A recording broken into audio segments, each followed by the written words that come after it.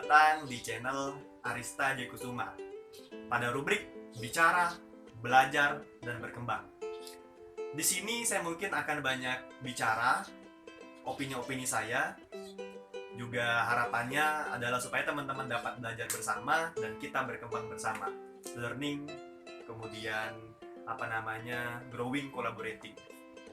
Nah, hari ini adalah hari ke-15 saya dalam melakukan working from home atau WFA.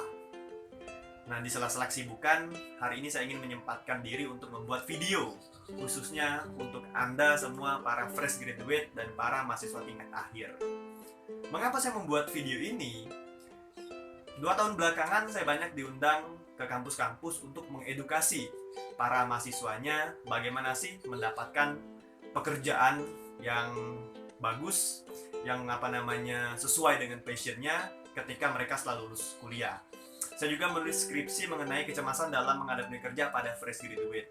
Saya sangat concern di bidang itu. Mengapa? Kita sudah kuliah selama 4 tahun, tapi kok masih kebingungan mau kerja di mana? Atau masih kebingungan, sudah cocokkah kita untuk meng-apply suatu posisi di perusahaan tertentu? Ini menurut saya mindset yang kurang tepat. Selama 4 tahun itulah harusnya kita menyiapkan diri dengan baik, sehingga ketika lulus kita sudah siap dalam menghadapi bursa ketenagakerjaan. Mungkin video ini kurang cocok bagi Anda yang ingin melakukan sebuah kegiatan bisnis atau usaha. Ini saya peruntukkan bagi teman-teman yang ingin bekerja, bukan membuka usaha. Nanti di segmen berikutnya baru nanti saya akan bicara pengalaman saya dalam membangun usaha. Banyak orang yang mengeluh kepada saya bahwa mencari kerja itu susah. Di sisi lain, kalau kita menggunakan paradigma rekruter, mereka juga mengalami hal yang sama. Kesulitan dalam mencari kandidat-kandidat atau talent yang fit. Nah, sebelum kita bicara lebih lanjut, kita perlu menyamakan paradigma persepsi kita terlebih dahulu terhadap proses rekrutmen itu sendiri. Sejatinya, proses rekrutmen adalah proses pertukaran value. Antara siapa? Antara job seeker dan juga recruiter atau user itu sendiri. Artinya apa? Karena ini adalah proses pertukaran value, artinya dua orang ini adalah 2 orang yang saling butuh. Job seeker membutuhkan sebuah pekerjaan. Recruiter dan user membutuhkan kandidat atau talent-talent yang fit. Permasalahannya adalah, seringkali apa yang dibutuhkan oleh recruiter dan user, job seeker tidak bisa memenuhinya. Ngomong-ngomong soal value ini bisa saya artikan, bisa teman-teman artikan sebagai kompetensi, keahlian, skill, latar belakang pendidikan yang teman-teman punyai. Katakanlah ini adalah kalau dalam berperang senjata Anda gitu loh. Senjata Anda dalam menghadapi proses atau bursa dunia kerja. Ketika value itu ternyata berbeda atau value Anda belum memenuhi syarat atau belum fit seperti yang dibutuhkan oleh recruiter, maka disitulah ada mismatch. Saya punya beberapa teman headhunter. Salah satunya adalah pacar saya sendiri, Novia. Nah, nanti bisa add linknya dia, Novia Lusni Lubis. Dia pernah cerita kepada saya bahwa kok mencari kandidat itu susah ya? Sekalinya ada, bayarannya mahal. Nah, mereka, para headhunter, recruiter, user sendiri, itu juga mengalami hal yang sama. Mereka seringkali kesulitan dalam mencari kandidat-kandidat yang fit. Sehingga di sini saya mengajak kepada Anda, para fresh graduate, para mahasiswa tingkat akhir atau mahasiswa yang saat ini baru masuk, marilah kita sama-sama meningkatkan skill dan kompetensi kita agar kita mampu terserap dengan baik di bursa tenaga kerja.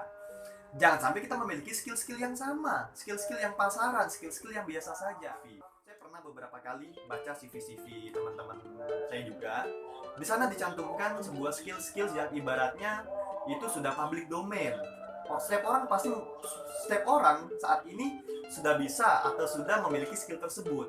Office, PowerPoint masuk Office ya. Kemudian editing, itu adalah skill-skill yang biasa.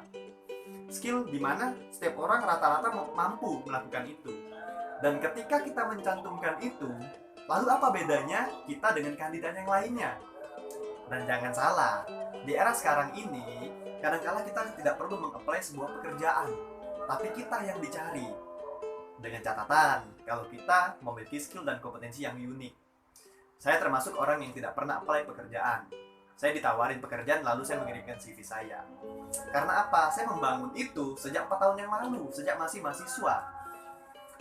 Dan selagi kita di rumah aja, caranya bagaimana meningkatkan skill tersebut? Carilah pekerjaan yang teman-teman inginkan. Lalu lihat requirement, persyaratan-persyaratan yang tertera pada informasi tersebut. Penuhilah skill tersebut. Banyak cara, banyak sumber bagaimana atau dari mana kita belajar. Dari podcast, dari YouTube, dari buku, dari training, pelatihan, dan seminar. Rasa-rasanya di era sekarang ilmu-ilmu tersebut sudah banyak. Tinggal bagaimana kita meningkatkan kesadaran diri kita untuk belajar secara mandiri. Nah, di video selanjutnya saya mungkin akan membahas bagaimana tips and trick dalam mencari kerja, mulai dari CV, wawancara, dan lain sebagainya. Jangan lupa terus subscribe dan like video ini. Jangan lupa juga share kepada teman-teman Anda yang mungkin menurut Anda merasa membutuhkan ini. Sampai jumpa di video-video selanjutnya.